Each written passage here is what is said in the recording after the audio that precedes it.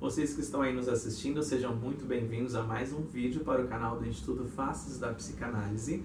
E hoje nós vamos falar sobre a inveja. Espelho, espelho meu, será que existe alguém mais invejoso do que eu? Quem é que admite isso hoje em dia? Ninguém, né?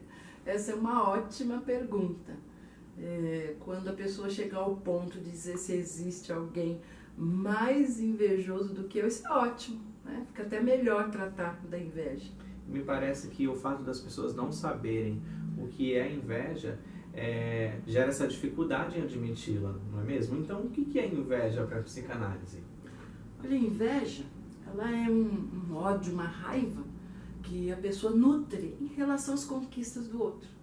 Ela vê a ascensão do outro, o outro conquistar a casa dos sonhos, ou teu vizinho aparecer com aquele carrão na garagem, né? E ela sente raiva e ódio, incomoda. Ela sente um desprazer pela felicidade do outro.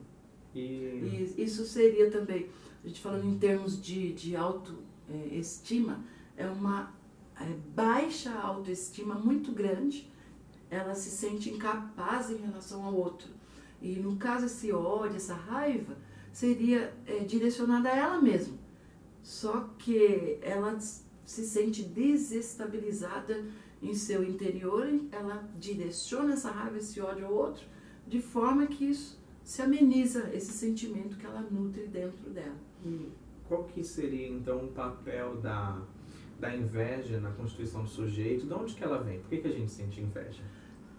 A inveja, né, a gente fala, o senso comum fala em inveja branca e tal, mas na realidade, esse tema da inveja ele foi muito bem abordado por uma psicanalista, né, uma teórica da psicanálise infantil, chamada Melanie Klein, a qual ela diz que a inveja todo mundo sente. Né? Por exemplo, o bebê nasce e aí ela diz que a inveja ela faz parte do desenvolvimento da criança. São um dos primeiros sentimentos ali, porque a criança nasce e ela sente prazer, desprazer, ali ela é só instinto. Então ela sente prazer quando ela é bem nutrida, quando ela é trocada, está limpa, quando pegam ela no colo, e desprazer quando ela está suja, quando o leite, né, não vem, não chega. E então ela sente prazer e desprazer. Quando ela cresce mais um pouco, ela tem outras percepções e começa a perceber aquele seio, né, da mãe, que é a primeira coisa que ela entra em contato, que a nutre, que ali é uma coisa maravilhosa. E segundo essa autora, ela conta que a criança sente inveja do seio. Então ela percebe, né, que a criança começa a morder esse seio, né, chega uma etapa do desenvolvimento que a criança começa a morder esse seio e isso se constitui na inveja. E isso é fundamental, né? Através desse sentimento de prazer e desprazer, a criança ela acaba entrando em contato com sentimentos de amor e ódio e se desenvolve, sabendo conduzir depois a sua vida futura. Interessante. Então isso explica muito bem o fato de as pessoas só invejarem aquilo que é bom nos outros, né? Ninguém inveja o que é ruim, ninguém inveja um boleto, uma conta para pagar, todo mundo só inveja aquilo que é bom, né? Então, pensando assim, nessa compreensão que a Klein teve sobre a inveja desde o seio da mãe, a gente entende que, me corrija se eu estiver errado, que a inveja é constitutiva do sujeito. Porque ela aparece logo nos primórdios, nos primeiros meses de vida da criança. Então, como todo mundo já mamou da mãe, né? Todo mundo é invejoso, é isso? Olha, todo mundo é invejoso no sentido de que todo mundo que vê uma conquista muito grande do outro, ou um vizinho lá estacionando um carro na garagem maravilhoso, e o seu é um fusquinha, né, um carro. Aí, quem não quer para ele, né? Pensa, que lindo e tal, e sempre a gente tem aquele sentimento de querer pra gente. Isso é inveja. Agora, a inveja, ela aparece ela tem 3 características. Ela pode ser leve, moderada e grave. A inveja leve é aquela inveja a qual você vê, né, as conquistas do outro e você admira o outro. Ela chama-se admiração. Tá? Então você sabe, você tem uma autoestima elevada, né? Porque a inveja ela diz respeito à autoestima. Por exemplo, um sujeito que tem uma baixa autoestima muito intensa em relação ao outro, esse é o que é o invejoso, porque ele se acha incapaz em relação ao outro. Sim. Se acha incapaz de conquistar, de ter as mesmas coisas, e ele tem o sentimento que aquilo que o outro tem é dele. E qual seria a terceira condição? Que ele chega a desejar. E ele fica, a terceira condição é a inveja grave, porque essa segunda que eu estou falando é a inveja a qual ele fica incomodado com o outro, fica sempre pensando o que o outro está fazendo, querendo saber do outro, e a pessoa fica incomodada com essa inveja. E a terceira característica é aquela mais grave, que chega a fazer com que a pessoa destrua o outro, ou maquine algo de ruim contra o outro. Né? Ela vai em direção ao outro para fazer algo de ruim. Essa é a terceira característica. E o senso comum fala da inveja branca. Né? Essa inveja que a gente acabou de falar, que na realidade não é inveja branca, é admiração. Ela admira as conquistas do outro, ela vê as coisas do outro, aquilo que o outro teve, e não é só o ter, né? Ela quer também, não é só ter aquilo do outro, é sentir-se como o outro, o que é pior. Né? Então ela sente felicidade pelo outro, ela vibra junto com o outro. Então essas pessoas têm um ego muito bem constituído, né?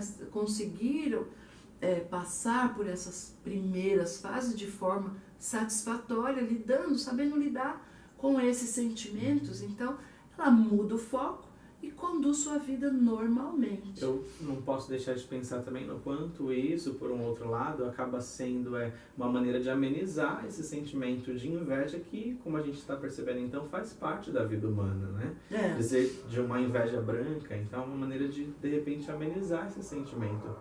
E se a gente está pensando em inveja por parte do invejoso, mas no caso do invejado, aliás, será que tem alguém, né? A inveja ela pode fazer mal para alguém? Com certeza. A inveja, dessa forma de admiração, né? Não é inveja, é admiração. É uma característica da inveja. Ela faz mal apenas para quem sente, quem está incomodado com o outro.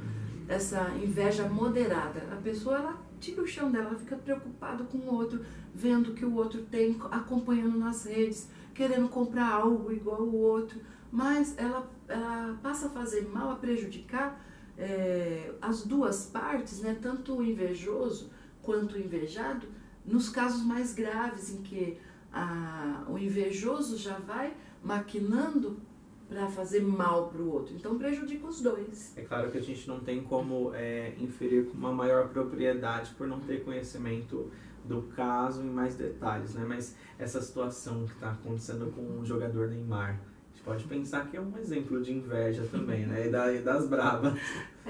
A gente não pode comentar e nem falar nada, porque tudo isso que está acontecendo, né, está sendo tratado da forma legal, né, cabível.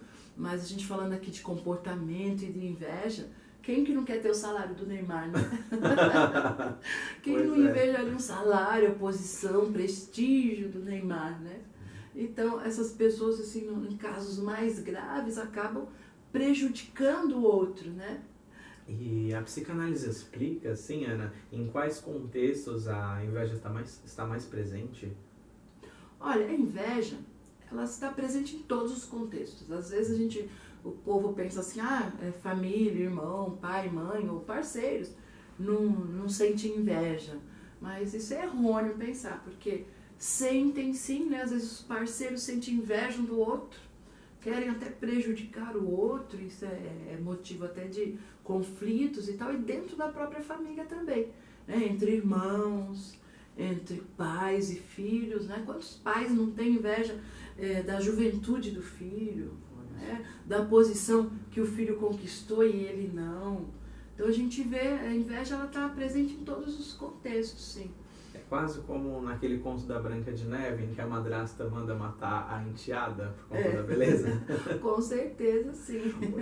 Então o que você está me dizendo é que a inveja também está presente dentro de um relacionamento amoroso?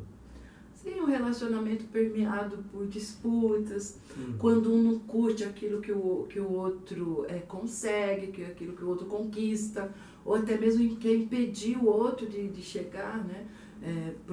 Com proibições e tudo, não deixa o outro crescer. É nesse sentido que a inveja, né? E disputa entre os parceiros, entre o casal. E você falou de uma inveja mais, de uma leve até uma mais grave, digamos assim, né? Será que tem algum ponto no qual a inveja ela se torna uma patologia? Existe também algum transtorno que caracteriza o sujeito invejoso? Sim, a inveja de uma forma moderada ou até grave, ela desestabiliza o sujeito, né? O psiquismo do sujeito, ele para a vida dele, para viver até a vida do outro e prejudicar o outro. É um transtorno, a gente pode chamar inveja, é um transtorno de caráter, né? A ponto que ela passa a prejudicar o outro, fazer coisas e maquinar contra o outro. O sujeito invejoso, ele sofre por isso? Ele sofre, ele fica em constante sofrimento e esse sofrimento uma forma dele lidar com isso, né, de uma forma bem grave, ele lança esse ódio e essa raiva para o outro. No intuito, é um mecanismo, né, de defesa do próprio ego. Para amenizar esse sofrimento, ele lança o ódio e a raiva ao outro, que na verdade ele sente incapacidades dele, baixa autoestima, em relação ao outro, e é isso, ele se sente muito incomodado, muito desestabilizado emocionalmente. E então me parece que é uma questão de defesa. A inveja ela entra nesse sentido como uma defesa do eu diante da impossibilidade de ter aquele desejo satisfeito. Então, o que dá a entender é que ele idealiza para o outro o outro como alguém capaz de lidar com aquilo, né? Então, como ele é incapaz de ser como o outro, ele acaba querendo destruir o outro. Ele inveja aquilo que o outro, não só o que o outro tem. A inveja, ela entra, a gente coloca que existem dois objetos, né, que fazem parte da inveja, né, duas pessoas. Né? Ele inveja o outro, aquilo que o outro tem, não só isso, mas aquilo que o outro é. Ele quer se sentir como o outro, ter aquilo que o outro tem e mais além, se sentir como o outro. Né? A gente também pode falar dos ciúmes, né? A Melanie Klein, ela teoriza sobre os ciúmes, sobre a inveja e sobre a voracidade, que são três sentimentos que estão ali implícitos, né, no desenvolvimento como parte constituinte do psiquismo infantil. Os ciúmes entra três objetos, né? Sempre tem são três pessoas, né? Tendo um terceiro que como se ele tivesse tirado aquilo que me pertence, que é meu, né? Que eu sou a dona daquilo. E a voracidade, aquelas pessoas que são insaciáveis emocionalmente, sugam o outro emocionalmente, nunca, tanto na parte de nutrição, né, aquelas pessoas que comem, não tem fim, né, não enche nunca, e que nada que o outro, que o parceiro faz, tá bom, não se contenta nunca, são pessoas difíceis de agradar, né, nesse sentido. Olha só, e antes da gente terminar a nossa entrevista, eu gostaria de saber então se a psicanálise tem algum jeito de auxiliar a pessoa que está nesse estado de sofrimento. Porque, veja bem, gente, a gente percebe que, além de ser uma questão constitutiva do sujeito, a inveja também pode configurar até uma patologia ou um sofrimento em si. Como que a psicanálise lida com isso? Como que ela é manejada? Nos casos graves, sim. A pessoa ela precisa perceber esse sofrimento nela, né? Perceber saber aprender sobre a inveja e saber o que está acontecendo com ela e procurar ajuda, né? A psicanálise ajuda, abre um leque, né? Ajuda o sujeito a poder se compreender, se autoconhecer, saber como é que ele está se comportando, e que isso a gente tem resultados bem satisfatórios. A gente sabe que no contexto de uma análise o paciente ele vem reviver ou através da pessoa do analista e por meio da transferência uma série de conteúdos. E quando se trata de inveja, como que o terapeuta consegue manejar isso?